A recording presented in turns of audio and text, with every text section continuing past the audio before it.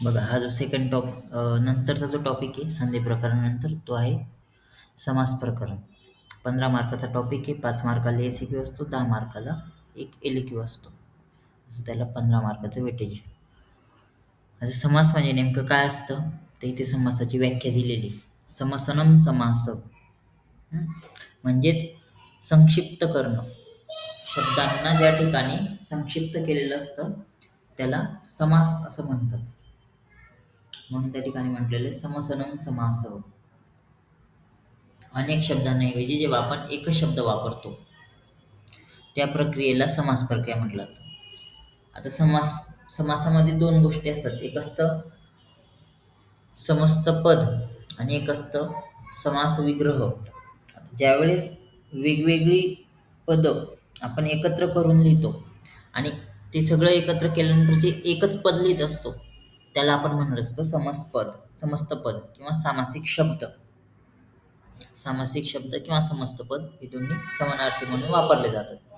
आता ज्यावेळेस समस्त पद जे असतं त्याला आपण ज्यावेळेस वेगवेगळं करतो, त्याच्यातले रूप जे आहेत ते वेगवेगळे करतो, तर त्याला म्हटलं तर विग्रह करणं, समासाचा विग्रह करणं. आणि त्या विग्रहामध्ये जे दोन वेगवेगळे पद असतात त्यांना म्हटलं तर विग्रहपद. दोन गोष्टी आहे, एक आहे समस्त पद आणि एक आहे विग्रहपद. समस्त पद म्हणजे वेगवेगळे असलेले जे शब्द आहेत त्यांना एकत्र करून एकच शब्द लिहिणं म्हणजे त्याला म्हणू आपण समस्त पद. आणि विग्रहपद म्हणजे समासातील शब्द वेगवेगळे केल्यानंतर तो जो सिंगल शब्द असतात त्यांना विग्रहपद म्हणतात. तेच या ठिकाणी दिले. व्याख्या लक्षात ठेवा. समासाची व्याख्या समसनम समास.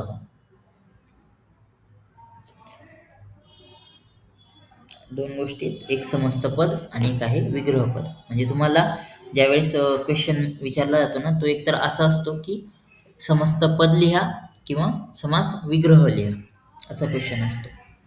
मग आता याच्यामध्ये खाली काही शब्द दिलेले आहेत, वाक्य दिलेले आहेत आणि त्या वाक्यावरती काही क्वेश्चन विचारलेले आहेत. त्या क्वेश्चनची उत्तरं तुम्हाला सांगायची आहेत. खाली काही वाक्य आहेत, या वाक्यामध्ये ठळक शब्द दिलेले आहेत आणि शब्दावर आधारित प्रश्न त्या ठिकाणी विचारलेत, त्याची उत्तरं तुम्हाला सांगायची आहेत. ठीक आहे. बघा आता इथं वाक्य दिलेले आहे, हनुमान रामभक्त आसीत.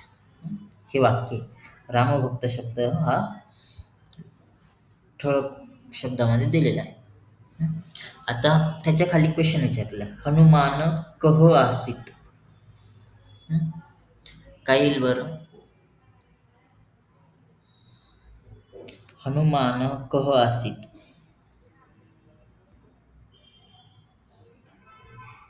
कह म्हणजे कोण. वरती प्रश्न विचारला, हनुमान रामभक्त आसीत म्हणजे हनुमान रामभक्त होता. खाली प्रश्न विचारलाय, हनुमान कह आसीत, हनुमान कोण होता. काय येईल उत्तर?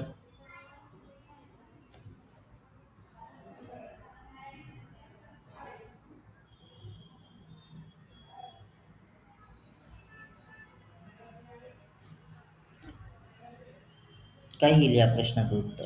हनुमान कह आसीत.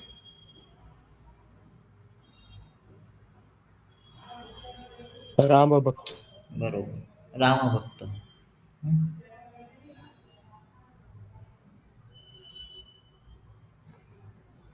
तर दुसरं बघा, हनुमान कस्य भक्त आसीत. दुसरा प्रश्न विचारला, हनुमान कस्य भक्त आसीत. हनुमान कोणाचा भक्त होता. काय येईल याचं उत्तर?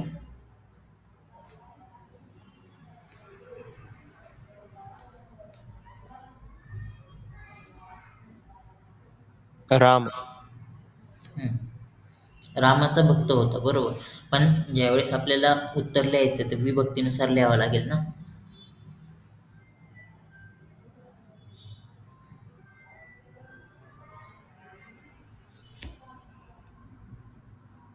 ज्यावेळेस उत्तर लिहितो ना आपण त्यावेळेस काय, ह्या प्रश्नार्थक सर्वनामाची जी विभक्ती घेतलेली ती विभक्ती आपल्याला उत्तराची घ्यायची असते. रामस्य. रामस्य भक्त. पूर्ण उत्तर काय येईल त्याचं? रामस्य भक्त.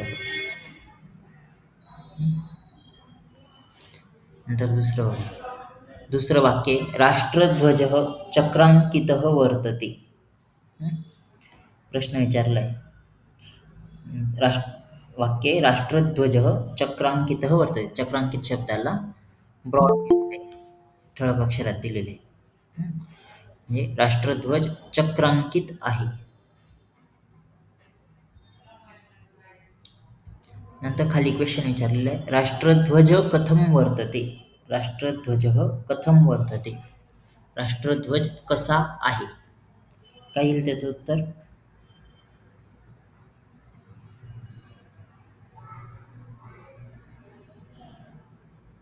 चक्रांकितम.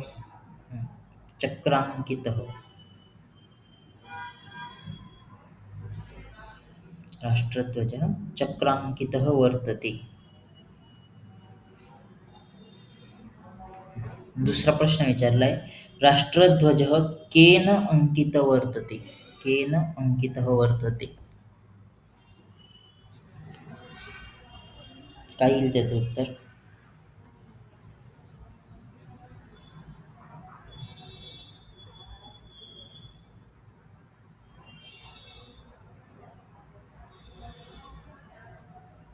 राष्ट्र चक्रेन. चक्रेन अंकितः.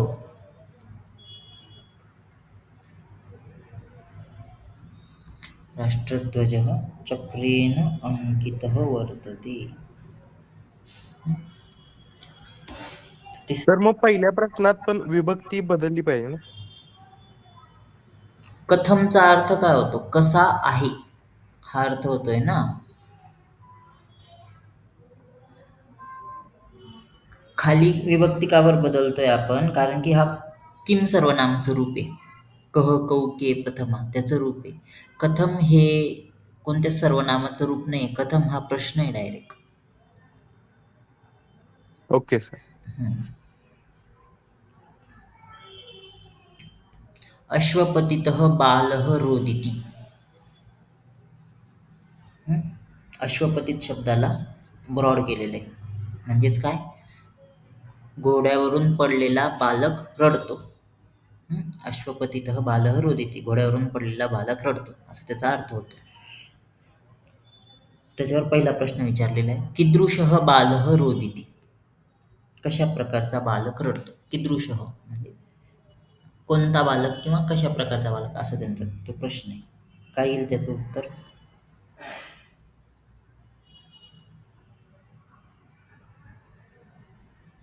अश्वपतित. अश्वपतितः.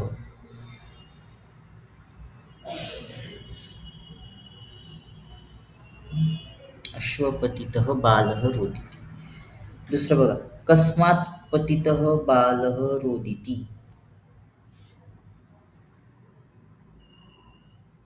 कस्मात. कस्मात म्हणजे कशावरून पडलेला बालक रडतो असं विचारलेलं आहे. कस्मात. अश्वात. अश्वात पतितः बालः रोदिति.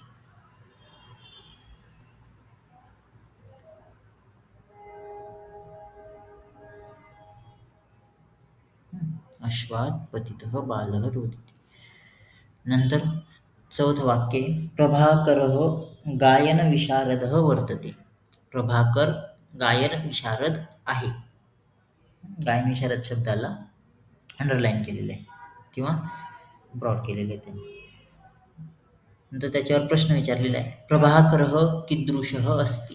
प्रभाकर कसा आहे किंवा प्रभाकर कोण आहे.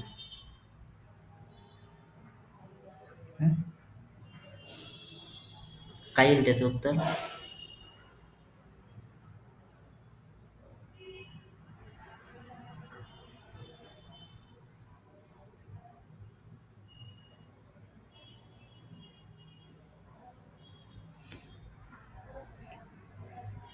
प्रभाकरः कीदृशः अस्ति. काय येईल उत्तर त्याचं?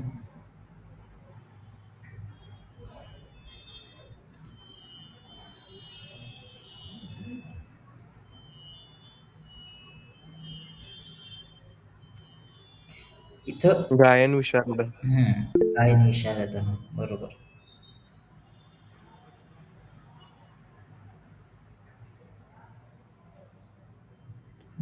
गायन विशारद. नंतर दुसरा प्रश्न विचारलाय, प्रभाकरः कस्मिन् विशारदः अस्ति?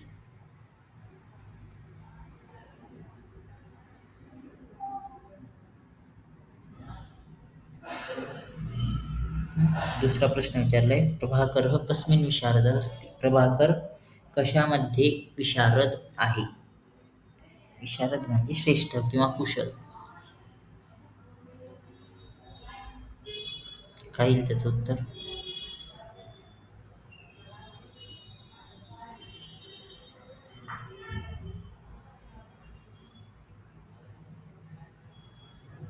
आता याच्या आधी कस्मिन ही विभक्ती कोणती आहे हे माहिती असलं पाहिजे, किंवा मग दुसरं तुम्ही गेस असं लावू शकता की श्रेष्ठ, कुशल, चतुर, विशारद याच्यासाठी कोणती विभक्ती येत असते. आपण विभक्ती प्रकरणात बघितलेले.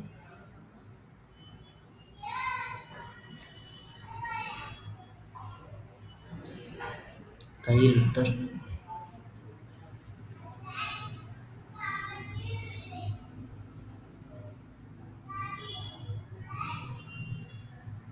प्रभाकरः कस्मिन् विशारदः अस्ति? प्रभाकर कशामध्ये विशारद आहे?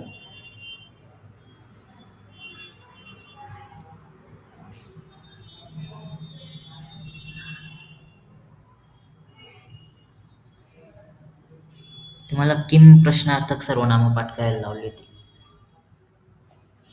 कस्मिन कोणती विभक्ती येते?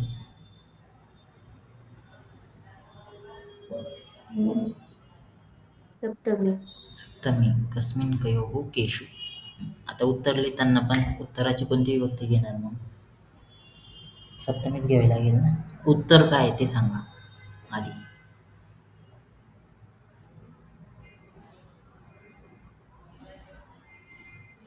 प्रभाकर कशामध्ये विशारद आहे?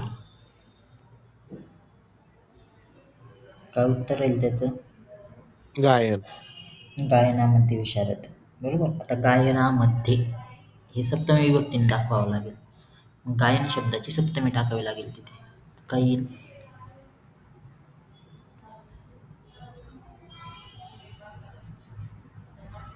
गायन शब्द अकारांत देवप्रमाणे चालतो.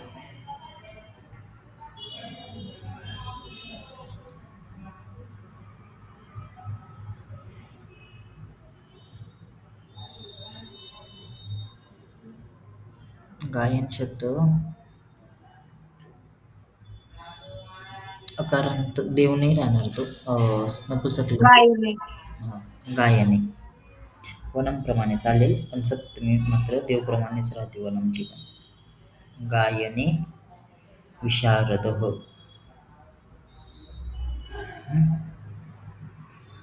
गायनामध्ये विशारद. गायने विशारदः.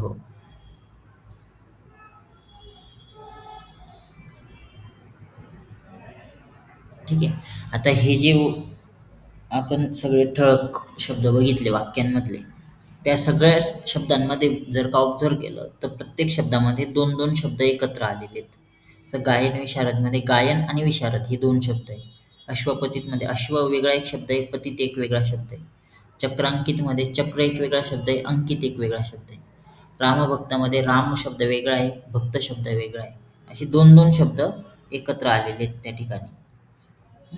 आता त्याच्या आधारावरती आपल्याला आता इथे ना हे समस्त पद दिलेले आणि ते विग्रह दिलेले आहे. आपल्याला इथे खाली जे समस्त पद दिले त्यांचा विग्रह लिहायचा आहे. जसं रामभक्त हे समस्त पद आहे, त्याचा विग्रह दिला आहे रामस्य भक्त.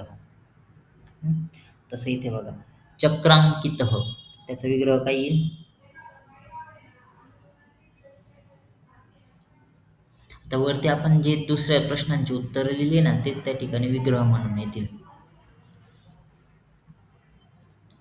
चक्रांकित काय येईल त्याचं? तर तिथं कुठली विभक्ती घ्यायची ते कसं कळणार? इथे ना याचा विग्रह करण्यासाठी विग्रह करण्यासाठी विचारतोय ना तू? हो सर. आता सध्या याची उत्तर कशाच्या आधारावर द्यायची आहेत? वरती जे आपण प्रश्न बघितलेत त्याच्यामध्येच दुसऱ्या प्रश्नाची जी उत्तर आहेत त्याच्या आधारावरती त्याची उत्तरं द्यायची. बघा इथे चक्रांकित काय येईल त्याचं? जसं पहिल्या याच्यात बघितलं रामभक्त, रामस्य भक्त, रामाचा भक्त. दुसरा प्रश्न होता हनुमान कस्य भक्त आसीत, त्याचं उत्तर होतं रामस्य भक्त आसीत. तसं चक्रांकित त्याचा प्रश्न काय होता? राष्ट्रध्वज केन अंकित वर्तते, त्याचं उत्तर लिहिलं होतं आपण चक्रेन प्लस अंकित. हां, प्लस नाही येणार तिथे. प्लस संधीमध्ये असतं, समासमध्ये प्लस नाही लावत आपण. हो सर. फक्त चक्रेन अंकित.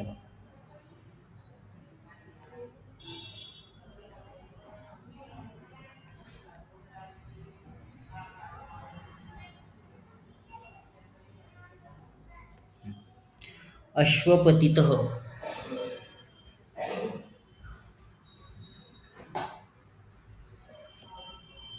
अश्वात पतित. अश्वात पतित.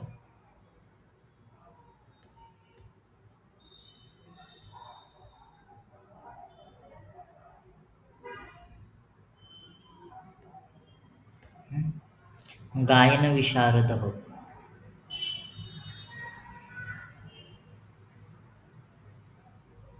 काय येईल त्याचं समस्त? गायने विशारद. गायने विशारद.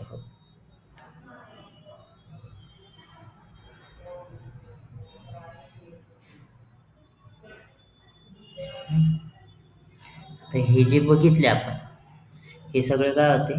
आता याला म्हणू आपण समस्त पद आणि याला म्हणतो आपण समास विग्रह.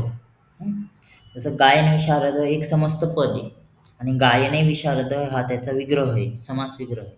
हे समास विग्रह, आता गायने विशारद हा पूर्ण एक विग्रह झाला आणि याच्यामधलं हे जे एक सिंगल पद आहे गायने, याला म्हणू आपण विग्रह पद. गायने एक विग्रह पद आहे, विशारद एक विग्रह पद आहे, म्हणून त्याला एक विग्रह पदे असं म्हटलं जातं. एकपेक्षा जास्त असतात म्हणून. हे असतं समस्त पद आणि हे असतात विग्रह पद. आता इथे खाली काही समासिक पद आणि विग्रह पद दिलेले, त्यांच्या जोड्या लावायच्या आहेत.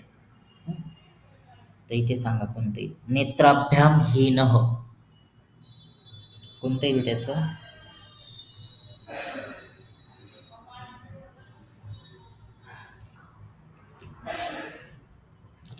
नेत्राभ्याम हीनः याच्यापैकी कोणतं येणार?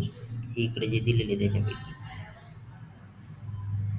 नेत्रहीन. नेत्रहीन. बरोबर, नेत्रहीन. गणेशस्य उत्सवः, गणेशोत्सव. गणेशोत्सव. ग्रंथानाम आलयः, ग्रंथालय. ग्रंथालय. ग्रंथालय. गुरवे दक्षिणा, गुरुदक्षिणा. गुरुदक्षिणा. भूमिं गतः, भूमिगतः. भूमिगतः.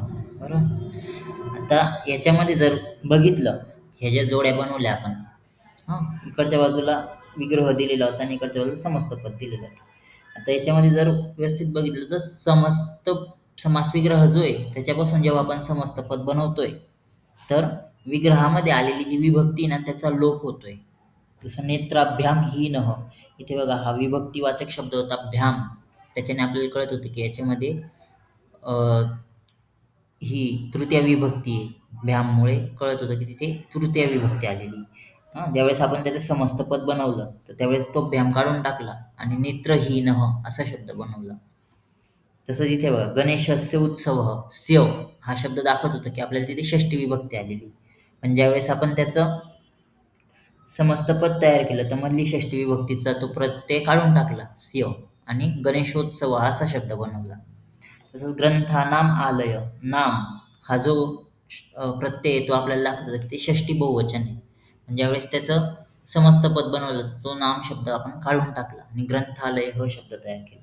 तर यावरून कळतं की सामासिक शब्द ज्यावेळेस तयार होतो त्यावेळेस समासातील पूर्वपदामध्ये जी विभक्ती प्रत्यय असतो त्यांचा लोप होतो. इथे सगळे हे पूर्वपदांमधलेच विभक्ती प्रत्ययाचे लोप झालेला आहे. हे पूर्वपद आणि हे उत्तरपद आहे. पूर्वपदामध्ये जे जे विभक्ती प्रत्यय आले त्याचा लोप झालेला आहे समस्त पद तयार करताना. तर हा एक नियम लक्षात येतो की सामासिक शब्द तयार करताना सर्वसाधारणपणे समासातील जी पूर्वपद आहेत त्यांच्या विभक्ती प्रत्ययांचा लोप होतो. ठीक आहे. आता इथे काही विग्रह पद दिलेली आहेत.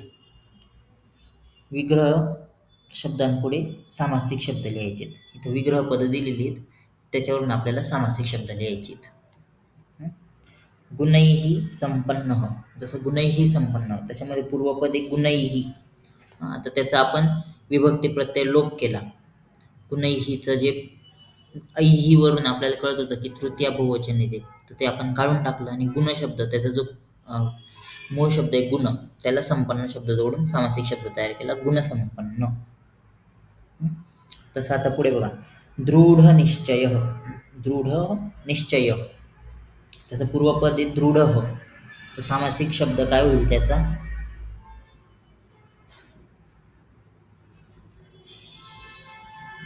दृढ निश्चय. दृढ निश्चय.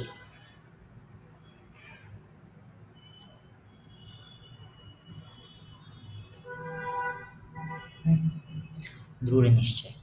नंतर बघा इथे क्रीडायाम मग्न, याच्यामध्ये पूर्वपद आहे क्रीडायाम. याचा सामासिक शब्द काय तयार होईल? क्रीडामग्न. क्रीडामग्न.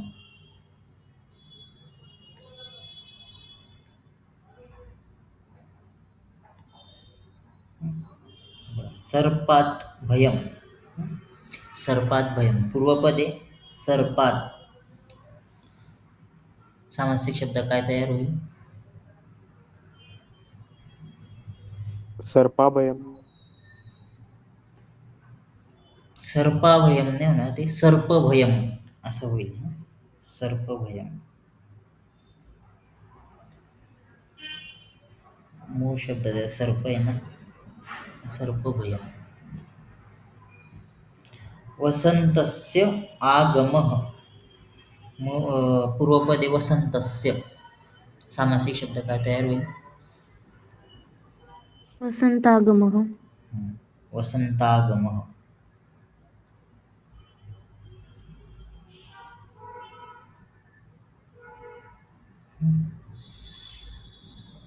तर याच्यावरून एक लक्षात आलं असेल की ज्यावेळेस आपण समासिक शब्द तयार करतोय त्यावेळेस पूर्वपदाच्या विभक्ती प्रत्ययांचा लोप होतो.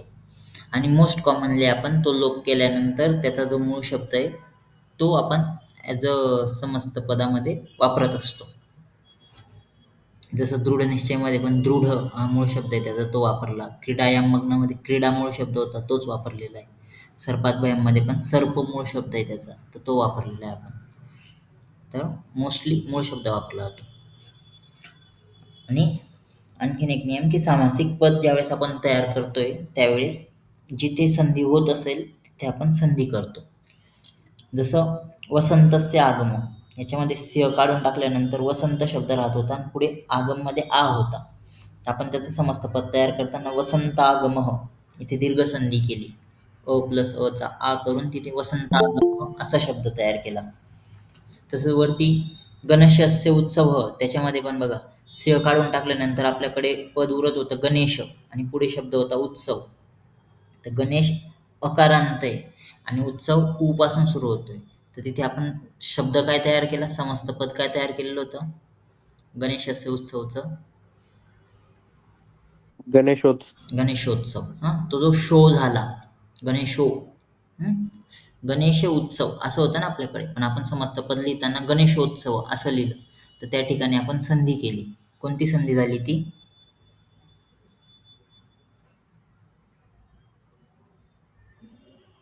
गणेशमध्ये अ होता आणि पुढे उ होता, त्याचा आपण ओ केला, अ प्लस उ चा ओ केला. कोणती संधी झाली ती?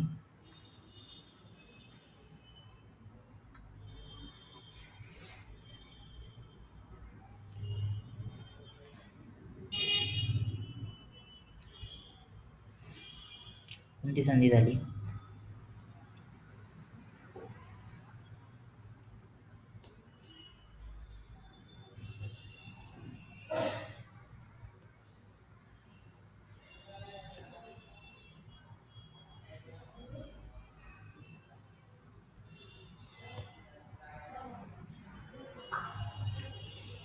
संधी प्रकरण बघितलं ना आपण मागच्या याच्यात. अ प्लस उचा ओ होतो कोणत्या संधीमध्ये?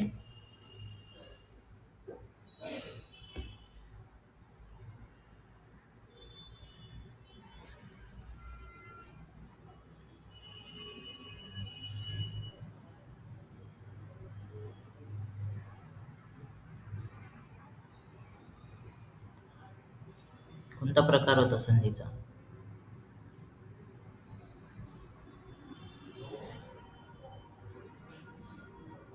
पहिले मुख्य संधींपैकी कोणती? अचसंधी आहे, हलसंधी आहे का विसर्ग संधी? कोणती संधी ही? अच संधी. अच आहे. ठीक आहे. आता अचमध्ये 8 प्रकार आहेत. त्या 8 प्रकारांपैकी कोणती संधी आहे?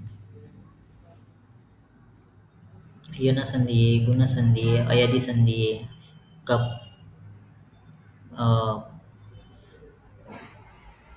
पूर्वरूप संधी आहे का पररूप संधी आहे का प्रकृती भाव आहे? कोणती आहे?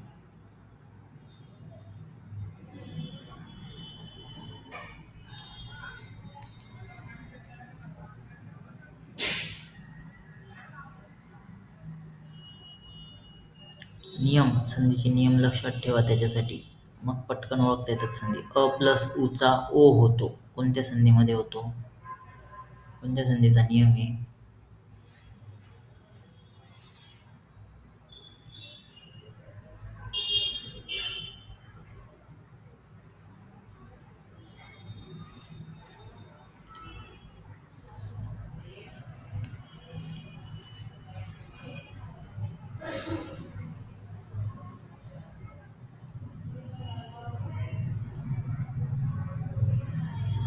कोणत्या संधीचा नियम आहे?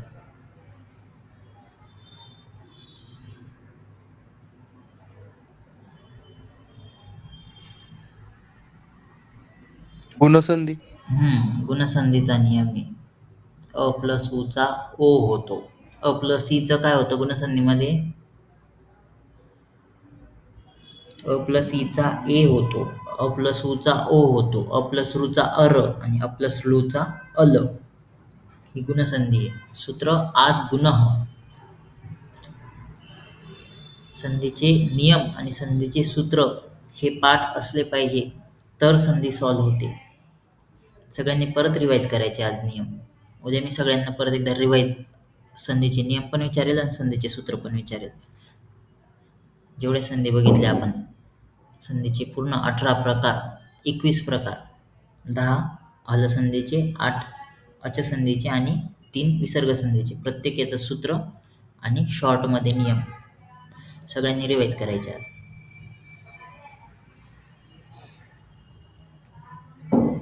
ठीक आहे.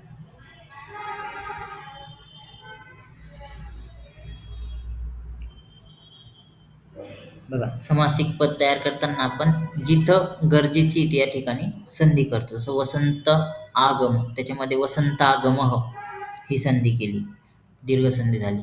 गणेशोत्सव, गणेशस्य उत्सवमध्ये सिंह काढून टाकल्यानंतर गणेश आणि उत्सव 2 पदं होते, तर दोघांना जोडताना आपण गणेशोत्सव गुणसंधी केली. तर जिथं आवश्यक असते तिथे आपण संधी करतो समासिक पद तयार करताना. तर ह्या 2 गोष्टी, पदांचा संयोग त्याला म्हणतो आपण समास, आणि सामासिक पदांचं पृथक्करण करणं म्हणजे सामासिक पद वेगवेगळे करणं त्याला म्हणतो आपण समास विग्रह. समास विग्रह. तर काय लक्षात ठेवणार याच्यामध्ये? तर 2 किंवा अधिक पदांचा जो समास आहे तो अर्थानुसार होत असतो. जसं गणेशोत्सव याचा अर्थ काय होतो? गणपतीचा उत्सव.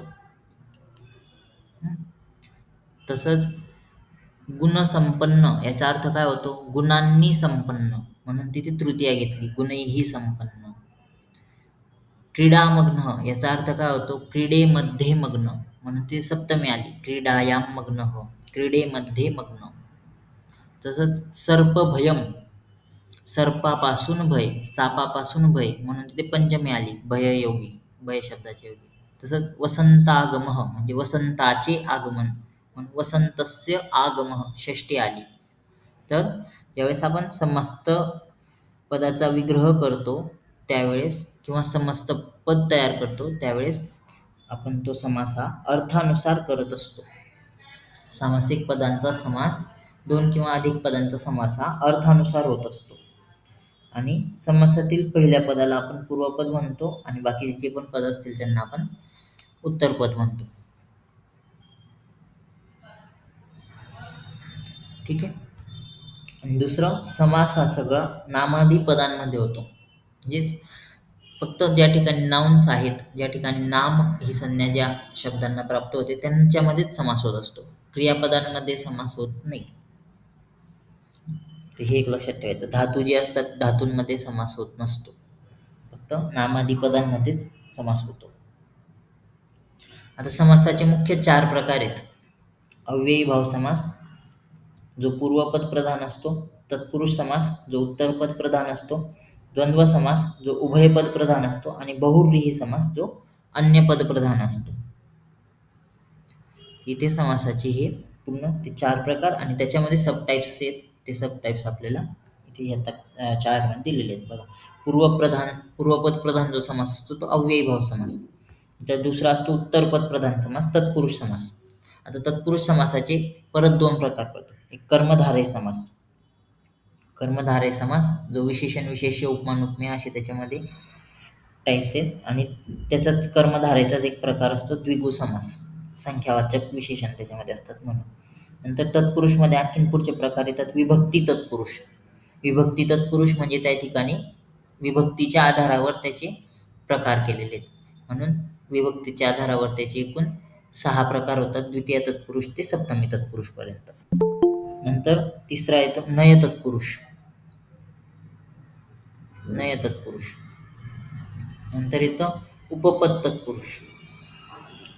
तर हे तत्पुरुषमधले एवढे समास आपल्याला अभ्यासायचे आहेत. विभक्ती तत्पुरुष, नय तत्पुरुष, उपपद तत्पुरुष, कर्मधारय आणि द्विगु. आता कर्मधारय एक वेगळा समास म्हणून आपण अभ्यास करणार आहे, पण तो तत्पुरुषमध्येच येतो, एवढं लक्षात ठेवायचं. प्रादी आणि अलु तत्पुरुष सिलेबसला नाही. नंतर तिसरा प्रकार येतो द्वंद्व समास. द्वंद्व समासमध्ये दोन्ही पदांना समान प्राधान्य असतं. उभयपद प्रधान त्यांना म्हटलं जातं. उभयपद प्रधान द्वंद्व समास. आता द्वंद्वामध्ये 2 प्रकार असतात, इतरेतर द्वंद्व आणि समाहार द्वंद्व. दोघांचा अभ्यास आपल्याला करायचा. आणि चौथा प्रकार येतो बहुव्रीही समास. बहुव्रीही समासमध्ये अन्य पद प्रधान असतं. म्हणजे समासात जे दोन्ही पद आहेत ते दोन्ही पद मिळून कोणत्या तरी एक तिसऱ्याच पदाबद्दल किंवा तिसऱ्याच व्यक्तीबद्दल ते त्या ठिकाणी डिस्क्राईब करत असतात.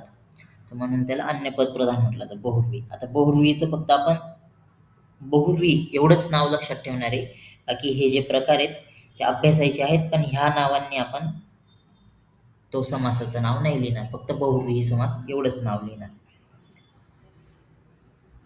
ठीक आहे. हे 4 प्रकार लक्षात ठेवायचे. अव्ययी भाव समास, तत्पुरुष समास, द्वंद्व समास आणि बहुव्रीही समास. तत्पुरुषमध्ये मग पुढे कर्मधारय, द्विगु, विभक्तीचे पण प्रकार आहेत. द्वितीय तत्पुरुष, तृतीय तत्पुरुष, चतुर्थी तत्पुरुष, पंचमी तत्पुरुष, षष्ठी तत्पुरुष आणि सप्तमी तत्पुरुष. नंतर नय तत्पुरुष, उपपद तत्पुरुष. द्वंद्वमध्ये इतरेतर द्वंद्व, समाहार द्वंद्व आणि बहुव्रीही. एवढे प्रकार आपल्याला अभ्यासायचे आहेत समासाचे. ठीक आहे. इथपर्यंत कळालं? समास म्हणजे काय असतं तेवढं कळालं. 2 गोष्टी असतात समासामध्ये. 2 शब्द एकत्र येऊन आपण एक शब्द तयार करतो, सामासिक शब्द. त्याला टर्म काय आहे? त्या सामासिक शब्द समस्त पद. समस्त पद. आणि जेव्हा आपण ते शब्द वेगवेगळे करतो किंवा समस्त पदाला फोडतो त्याला टर्म काय आहे? समस्त पदाला वेगवेगळं समास विग्रह. समास विग्रह. ठीक आहे. नंतर काय बघितलं आपण? समस्त पद तयार करताना जेव्हा समास विग्रहापासून आपण समस्त पद तयार करतो त्यावेळेस विग्रहामध्ये पूर्वपदाची जी विभक्ती असते त्याचं काय होतं? लोप होतो. लोप होतो विभक्तीचा. नंतर जर का त्या ठिकाणी अ, विभक्ती पदाचा लोप झाल्यानंतर संधी होत असेल तर त्या ठिकाणी आपण संधी करतो का नाही करत? समस्त पद तयार करताना जर का त्या ठिकाणी संधी होत करतो असेल, जिथे लागेल तिथे करतो. जिथे आवश्यक असेल तिथे संधी होते. ठीक आहे. दुसरं, दोन पदांमध्ये जो समास तयार होतो तो कशाच्या आधारावरती करत असतो आपण? अर्थाच्या आधारे. अर्थाच्या आधारावर. ठीक आहे. आता याच्यामध्ये समस्त पदामध्ये पहिला प्रकार आहे अव्ययी भाव समास. जे समासचे 4 प्रकार बघितले आपण, त्याच्यामध्ये पहिला प्रकार आहे अव्ययी भाव समास. आता याला अव्ययी भाव असं का बरं म्हटलं जातं? कारण की याच्यातलं पहिलं पद जे असतं ना ते नेहमी अव्यय असतं आणि त्या अव्ययाला जास्त प्राधान्य असतं. ह्या समासामध्ये पहिल्या पदाला सगळ्यात जास्त प्राधान्य असतं, म्हणून याला पूर्वपद प्रधान असं पण म्हटलं जातं आणि अव्ययी भाव समास असं त्याचं नाव आहे. पूर्वपद प्रधान अव्ययी भाव समास. आता संपूर्ण जो समास असतो ते पूर्ण समस्त पद हे अव्यय असतं. हे जे अव्ययी भाव समासाचं जे समस्त पद असतं ते पूर्ण समस्त पद हे एक प्रकारचं अव्यय असतं. आता अव्यय का बरं म्हणतो आपण? कारण की ते कोणत्याच ठिकाणी बदलत नाही. अव्ययाची जर का त्यावेळेस डेफिनेशन बघितली तर ती आहे सदृशम त्रिशुलिंगेषु सर्वासुच विभक्तिषु. म्हणजे जो कधीच बदलत नाही त्याला आपण अव्यय म्हणत असतो. हे जे समस्त पद असतं ते कोणत्याही लिंगामध्ये, कोणत्याही वचनामध्ये, कोणत्याही काळामध्ये सारखंच असतं. त्यामुळे याला अव्यय म्हटलं जातं. आता हे जे समस्त पद तयार होतं त्याचा आपण वाक्यात उपयोग हा क्रियाविशेषण अव्ययाप्रमाणे करतो. म्हणून या समासाला अव्ययी भाव समास असं म्हटलं जातं. आता अव्ययी भाव समासातलं जे समस्त पद राहील ते एकतर इकारांत राहील किंवा शेवटी म लागलेला राहील आणि नपुंसकलिंगी ते पद राहणार नेहमी. हा समास नेहमी नपुंसकलिंगी राहणार, एकवचनी राहणार आणि विग्रह जो येतो समासाबाहेरील पदाने केला जातो.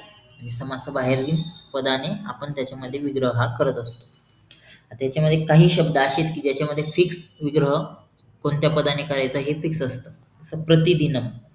जर प्रति हा शब्द आलेला असेल तर त्यावेळेस आपण नंतरचा जो शब्द येतो दोनदा लिहिणार. नंतरच्या शब्दाचं द्वित्व होईल त्या ठिकाणी. जसं प्रतिदिनम याच्यामध्ये बघा प्रति शब्द आलाय, दिन शब्दाचं द्वित्व करून समास विग्रह केलेला आहे. प्रतिदिनमचा विग्रह केलाय दिने दिने, दोनदा लिहिला दिन शब्द सप्तमीमध्ये दिने दिने. तसंच प्रतिमासम, प्रतिमासमचा विग्रह करताना प्रति शब्द आल्यामुळे मास शब्दाची सप्तमी घेऊन दोनदा लिहिलं मासे मासे.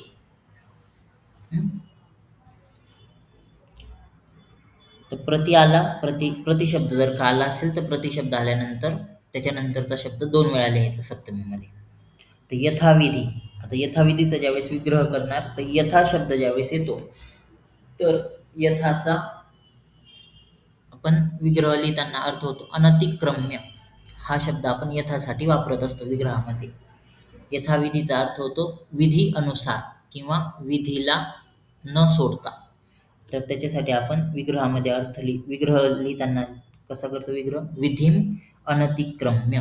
यथा आल्यानंतर त्या ठिकाणी विग्रहात अनतिक्रम्य लिहायचं. विधीम अनतिक्रम्य, विधीला न सोडता. उप जर का आलं असेल तर विग्रहामध्ये समीपम घ्यायचं. उपकृष्णम, उपकृष्णमचा अर्थ होतो कृष्णाच्या जवळ. उपचा अर्थ होतो जवळ जाणे. तर उप आल्यास त्या ठिकाणी विग्रहामध्ये समीपम हा शब्द घ्यायचा. उपकृष्णम कृष्णाच्या जवळ, म्हणून त्या ठिकाणी विग्रह कसा झाला? कृष्णस्य समीपम. उप आलं असेल तर त्या ठिकाणी विग्रहामध्ये समीप हा शब्द घ्यायचा. तसंच अधिहरी, अधिहरी तर अधि आलं असेल तर इति शब्द घ्यायचा आणि नंतर त्या शब्दाची सप्तमी करायची. अधिहरी हरौ इति. अधिगोपम गोपे इति. अधि आल्यामुळे विग्रहामध्ये इति घेतला आणि नंतरच्या शब्दाची सप्तमी केली. सुमद्रम मद्र देशाची समृद्धी. सु शब्द हा त्या ठिकाणी समृद्धीसाठी आलेला आहे. मद्रानाम समृद्धी. दुर्यवनम दुहू हा शब्द त्या ठिकाणी वृद्धी म्हणजे त्यांचा विनाश याच्यासाठी आलेला आहे. तर यवनांनाम वृद्धी, यवनांचा विनाश. याच्यामध्ये प्रति, यथा, अधि हे शब्द लक्षात ठेवायचे. प्रति, यथा, उप हे शब्द याच्यामध्ये कसं विचारू शकतात तुम्हाला, यथा शब्द सारखा राहणार पण नंतरचा जो शब्द आहे विधीच्या जागी दुसरा कोणता तरी शब्द टाकून तुम्हाला समास विचारू शकतात. मग विग्रह करताना एवढं लक्षात ठेवायचं, यथा आलेलं आहे तर अनतिक्रम्य घ्यायचं विग्रहामध्ये, उप आलं असेल तर समीपम घ्यायचं विग्रहामध्ये, प्रति आलेलं असेल तर नंतरचा शब्द दोनदा घ्यायचा, एवढं लक्षात ठेवायचं. जसं प्रतिदिनमचा विग्रह झाला दिने दिने. तर प्रतिगृहम त्याचा विग्रह काय होईल, प्रतिगृहम. गृहम गृहम.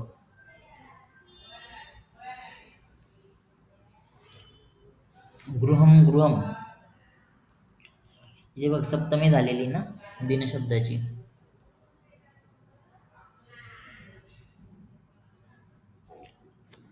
दोन प्रकारे विग्रह करू शकतात. एक तर दिने दिने असं पण लिहू शकतात किंवा दुसरा एक विग्रह करू शकतात, दिनम दिनम प्रति.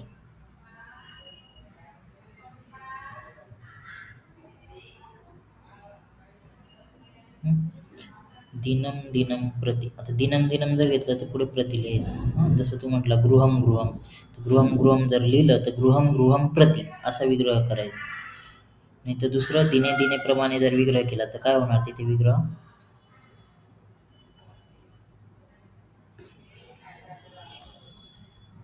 गृह शब्दाची सप्तमी घेऊन दोनदा लिहायचा.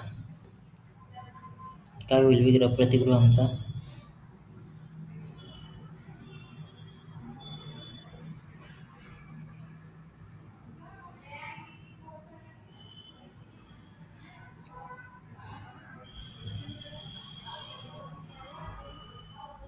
जसं प्रतिदिनमचं केलं आपण, दिने दिने, दिन शब्द दोनदा घेतला, दिन शब्दाची सप्तमी केली आणि मग तो दोनदा लिहिला. हा, गृहम प्रतिगृहमचा काय येईल, गृहे गृहे. गृहे. किंवा दुसरा एक विग्रह मी तुम्हाला सांगितलं इथे, दिनम दिनम प्रति असं जर केलं तर गृहम गृहम प्रति असं पण विग्रह करता येतो. पण मोस्ट कॉमनली आपण प्रतिदिनम दिने दिने हा विग्रह जास्त करून वापरतात. नंतर प्रतिमासम त्याचं बघितलं आपण, मासे मासे.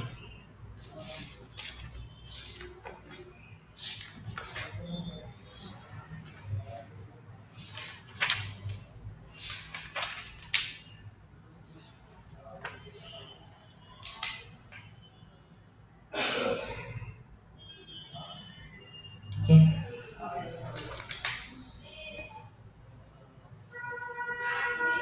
प्रतिगृहम गृहे. तसंच यथाविधीचं कसं केलं, विधीम अनतिक्रम्य. आता विधीच्या जागी जर का शक्ती शब्द टाकला, यथाशक्ती, तर कसा विग्रह होईल,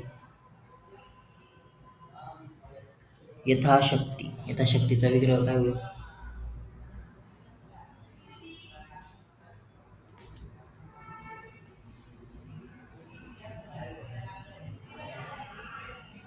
यथाशक्ती.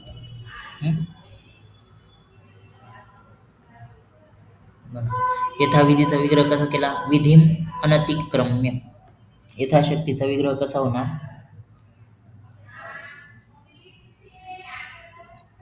यथासाठी फिक्स वर्ड आहे, यथा जर का आलेलं असेल तर आपण विग्रह करताना उत्तरपदामध्ये अनतिक्रम्य घेणार.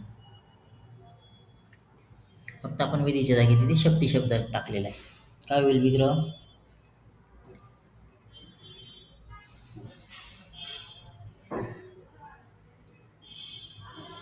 शक्तिम अनतिक्रम्य. बरोबर, शक्तिम अनतिक्रम्य.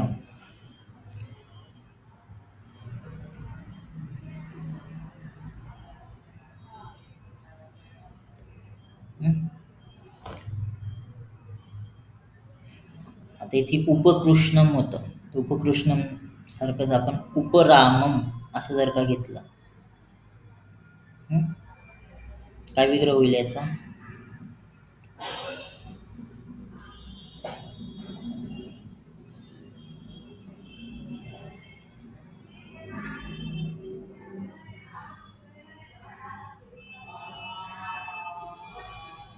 उपराम रामस्य समीपम. रामस्य समीपम.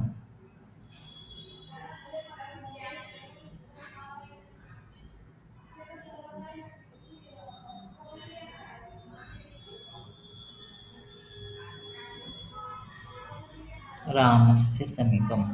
ठीक आहे, हे लक्षात ठेवायचं एवढं. प्रति, यथा आणि उप हे शब्द जर का आलेले असले तर त्याच्यासाठी एक फिक्स वर्ड आहे जो दुसऱ्या पदामध्ये आपल्याला घ्यायचा असतो. जर का प्रति आलेला असेल तर नंतरचा जो शब्द आहे त्याला दोनदा लिहायचं आहे, हे लक्षात ठेवायचं. यथा जर का आलेला असेल तर यथासाठी कोणता शब्द असणार आहे विग्रहामध्ये? यथा आलेलं असेल तर अनतिक्रम्य. अनतिक्रम्य. उप आलेलं असेल तर विग्रहामध्ये काय राहणार आहे? समीपम. समीपम. अधि आलं असेल तर विग्रहामध्ये काय राहणार आहे? इति. इति. ठीक आहे, एवढं लक्षात ठेवायचं अव्ययीभावामध्ये. आणि मोस्टली यथा आणि उपचे यथा आणि उप हे याचे जे उदाहरणं आहेत ते जास्त करून येतात. शक्तीच्या जागी दुसरे आणखीन काही शब्द टाकू शकतात. जसं इथे यथाविधीमध्ये विधी शब्द येतो, विधी बदलून शक्ती टाकू शकतात. शक्तीच्या ऐवजी आणखीन दुसरे काही शब्द टाकू शकतात. असं ते तेवढा शब्द बदलून वेगवेगळे उदाहरणं तुम्हाला देऊ शकतात. ठीक आहे, इथपर्यंत कळालं अव्ययीभाव समास. आता हे जेवढे पण शब्द आहेत, प्रतिदिनम, प्रतिमासम, यथाविधी, उपकृष्णम, अधिहरी, अधिगोपम, हे सगळे अव्यय आहेत. हे सगळे अव्यय आहेत. आणि जर का ऑब्झर्व केलं ते सगळे नपुसक लिंगी आहेत. मोस्टली शेवटी म आलेला राहणारे, पाय तुटलेला म, किंवा मग वेलांटी राहणारे, म्हणजे इकारांत राहणारे. ठीक आहे,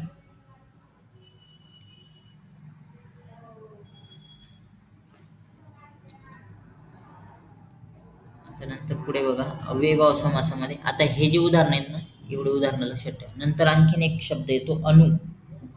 अनु. अनु हा शब्द जो येतो योग्यम किंवा पश्चात ह्या अर्थाने आलेला असतो. अनु म्हणजे योग्य किंवा मग पश्चात म्हणजे नंतर. अनुरूपम म्हणजे रूपस्य योग्यम, अनुपदम पदस्य पश्चात. अनुरूपम रूपासाठी योग्य, रूपाला योग्य. अनुपदम पदाच्या नंतर. आता त्या ठिकाणी योग्यम घ्यायचं का पश्चात घ्यायचं हे अर्थानुसार आपण ठरवायचं असतं. जसं बघा आता अनुरथम असा जर का शब्द घेतला, अनुरथम, तर काय येईल विग्रह?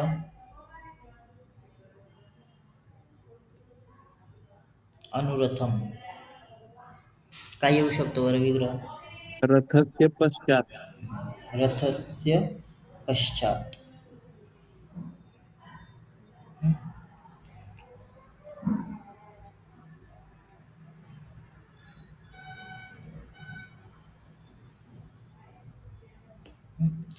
तसंच अनुकर्मम असं केलं तर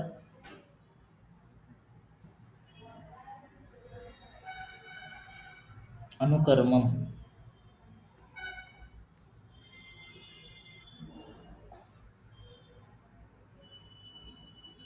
कर्मस्य योग्यम. कर्मस्य योग्यम. ऍक्च्युली कर्म शब्द आहे ना, आपण षष्टी येईल ते ठीक आहे, पण कर्मन शब्द आहे त्याचा मूळ शब्द कर्मन. नकारांत शब्द आहे तो कर्मन. त्याची षष्टी ना कर्मणः अशी येते, कर्मणः. कर्मस्य हे रूप नाही येणार कारण की कर्म अकारांत आणि नकारांत शब्द आहे. कर्मन शब्द मूळ शब्द आहे, त्याची षष्टी कर्मणः येते. मग कर्मणः योग्यम षष्ठी घेतली बरोबर आहे, षष्टीच घ्यायची आहे. फक्त मूळ शब्द कर्म नसल्यामुळे ते कर्मणः ही षष्टी येणार आहे. ठीक आहे, अनु शब्द जर का आला तर त्याच्यासाठी विग्रहामध्ये काय शब्द येणार? अनुसाठी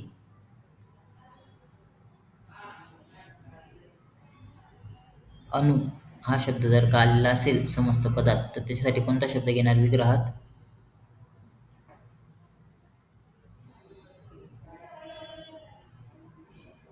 योग्यम किंवा पश्चात. योग्यम किंवा पश्चात. योग्यम किंवा पश्चात. तसंच पुढे बघा, अर्थाभाव जर का असेल म्हणजे एखाद्या वस्तूचा अभाव दाखवायचा असेल तर त्या ठिकाणी आपण निर ह्या अव्ययाचा उपयोग करतो. जसं निर्मक्षिकम याच्या ठिकाणी अभाव दाखवण्यासाठी आपण निर ह्या अव्ययाचा उपयोग केला. तर जिथे पण समस्त पदात निर हा शब्द आलेला असेल, निर हे अव्यय आलेलं असेल तर त्या ठिकाणी अभाव दाखवायचा आहे असं समजायचं. निर्मक्षिकम, मक्षिकानां अभावः, निर्गुणः किंवा निर्गुणम असं दाखवलं. निर्गुणः नाही, निर्गुणम काय येईल? निर्गुणम. गुणानाम अभावः. गुणानाम अभावः. जिथे निर शब्द, निर हे अव्यय आलं समस्त पदात तर तिथे अभाव दाखवण्यासाठी ते निर अव्यय आलेलं असतं. विग्रह करताना आपण त्या ठिकाणी अभाव शब्द घ्यायचा विग्रहामध्ये. निर्गुणम गुणानाम अभाव. अत्यय म्हणजे नाश, आणि नाश हे अत्यय दाखवण्यासाठी अति हे अव्यय वापरलं जातं. अति हे अव्यय नाश या अर्थाने वापरलं जातं. जसं अतिहिमम, अतिहिमम म्हणजे हिमस्य अत्ययः, हिमाचा नाश किंवा थंडीचा नाश. असं मिसकन्फ्युजन होऊ शकतं. अति म्हणजे खूप जास्त ह्या अर्थाने अति आपण घेऊ शकतो, पण इथला अति हा खूप जास्त ह्या अर्थाने नाही आलेला आहे. तर अत्यय हे दाखवण्यासाठी ते अति हे अव्यय वापरलेले. अत्यय म्हणजे नाश. तर अतिहिमम हिमस्य अत्ययः, एवढं एक उदाहरण फक्त लक्षात ठेवा. हिमस्य अत्ययः, अतिहिममचा विग्रह होतो हिमस्य अत्ययः. तर ही परत ते झालं. पश्चात म्हणजे मागे या अर्थाने अनु या अव्ययाचा उपयोग होतो. तसेच योग्य या अर्थाने पण होतो. अनुविष्णू विष्णोः पश्चात, अनुरूपम रूपस्य योग्यम. नंतर अव्ययी भाव समासामध्ये सहला स हा आदेश होतो. कालवाचक शब्द पुढे नसताना तो स आदेश होतो. तसंच यथाचा चौथा जो अर्थ आहे सादृश्य, सादृश्य दाखवण्यासाठी आपण सह हे अव्यय वापरतो. आणि मोस्टली सह लिहिताना, समासामध्ये लिहिताना आपण स एवढंच लिहितो, ह नाही लिहित त्याचं.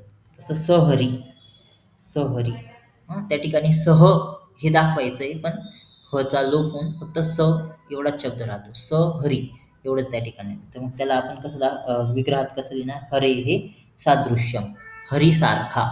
सहरी म्हणजे हरीसारखा, हरे हे सादृश्यम. युगपत म्हणजे एकाच वेळेस सोबत हे दाखवण्यासाठी सह हे अव्यय वापरलं जातं. सचक्रम, चक्रेन युगपत, चक्राच्या सोबत.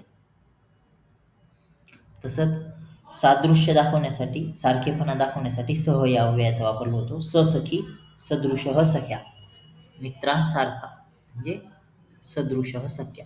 आणि संपत्तीवाचक सह अव्यय क्षत्रियांच्या गुणसंपत्तीला शोभेल अशा प्रकारे दाखवण्यासाठी संपत्तीवाचक सह अव्यय वापरला जातं. सक्षत्रम क्षत्राणाम संपत्ती. हे जे ससखी, सक्षत्रम, सचक्रम हे वाले उदाहरणं आहेत, हे उदाहरणं लक्षात ठेवा. फक्त त्यांचा विग्रह कसा होतो तेवढा लक्षात ठेवा. हे सगळे अव्ययी भावचे उदाहरण आहेत. सगळं काही, सर्वच्या सर्व, काहीही न वगळता असं दाखवायचं असेल त्यावेळेस पण सह अव्यय वापरलं जातं. त्याचं उदाहरण आहे सतृणम, तृणम अपि अपरित्यज्य, गवतालाही न वगळता सगळं काही खातो तो, म्हणजे सतृणम, तृणम अपि अपरित्यज्य, गवत देखील न वगळता. एवढे हे जे सह अव्यययोगी येणारे शब्द आहेत किंवा सह अव्यययोगी येणारे जे समासिक शब्द आहेत ते हे होते. सतृणम, सक्षत्रम, ससखी, ते हे फक्त समस्त पदन त्याचे विग्रह तेवढे लक्षात ठेवा. नंतर हे एक लक्षात ठेवा, नदीवाचक शब्दाचा ज्यावेळेस संख्यावाचक शब्दासोबत समास होतो त्यावेळेस त्याला अव्ययी भाव समास असं म्हटलं जातं. मोस्टली संख्यावाचक शब्दाचा ज्यावेळेस समास होत असतो त्यावेळेस आपण त्याला द्विगु समास असं म्हणत असतो. पण जर का संख्यावाचक शब्दाचा नदीवाचक शब्दासोबत समास होत असेल तर तो अव्ययी भाव समास राहणार आहे. संख्यावाचक पूर्वपद असेल तर त्याला द्विगु समास म्हटलं जातं. पण नदीवाचक शब्दासोबत जर का संख्यावाचक पदाचा समास होतोय तर तो समास हा अव्ययी भाव राहणार. विग्रह द्विगुप्रमाणेच होईल पण समासाचं नाव अव्ययी भाव राहील. जसं पंचगंगम, पंचानाम गंगानाम समाहार. गंग शब्द नदीवाचक आहे गंगा ह्या अर्थाने, आणि पंच शब्द संख्यावाचक आहे. तर ह्या दोघांचा समास होताना त्याचं नाव हे अव्ययी भावच राहणार. विग्रह द्विगुप्रमाणे पण नाव अव्ययी भाव समास आहे. द्वियमुनम, द्वयोः यमुनयोः समाहारः. 2 यमुनांचा समुदाय. तर हे एक अव्ययीभाव समासामधलं हे लक्षात ठेवायचं महत्त्वाचं, की नदीवाचक शब्दाचा संख्यावाचक शब्दाची समास होत असेल तर विग्रह द्विगु समासाप्रमाणे होईल, पण नाव त्याचं अव्ययीभाव समासच राहील.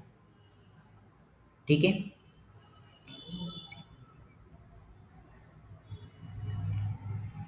इथपर्यंत कळालं. अव्ययीभाव समास कळाला सगळ्यांना. काय काय लक्षात ठेवणार? यथा जर का आलं तर विग्रहामध्ये काय लिहायचं? यथा आलं तर विग्रहात काय? अनतिक्रम. अनतिक उप जर का आलेला असेल समास समस्त पदात तर विग्रहात काय येईल? समीपस्य. समीपम. समीपम. समीपस्य. समीपम. समीपम. नंतर प्रति जर का आलेला असेल पूर्वपदामध्ये किंवा समस्त पदामध्ये प्रति आलेला असेल तर त्याचा विग्रह कसा करायचा? म्हणजे प्रतिदिनम. त्याचा विग्रह कसा करायचा? दिने दिने. म्हणजे नंतरच्या पदाला दोनदा लिहायचं. नंतरच्या पदाची सप्तमी घेऊन दोनदा लिहायचं. अधि जर का आलेला असेल समस्त पदामध्ये तर विग्रहामध्ये काय येईल? इति. इति येणार. निर जर का आलेलं असेल तर विग्रहामध्ये काय येईल? अभाव. अभाव. अनु जर का आलेलं असेल समस्त पदामध्ये तर विग्रहात काय येईल? पश्चात किंवा योग्यम. पश्चात किंवा योग्य. ठीक आहे. हे एवढे जे रिलेशन्स आहेत तेवढे लक्षात ठेवा. अनु आल्यावरती काय लिहायचंय, यथा आल्यावरती काय लिहायचंय, उपम आल्यावरती विग्रहात काय घ्यायचंय, तेवढं लक्षात ठेवा. ठीक आहे. कळलं अव्ययीभाव समास?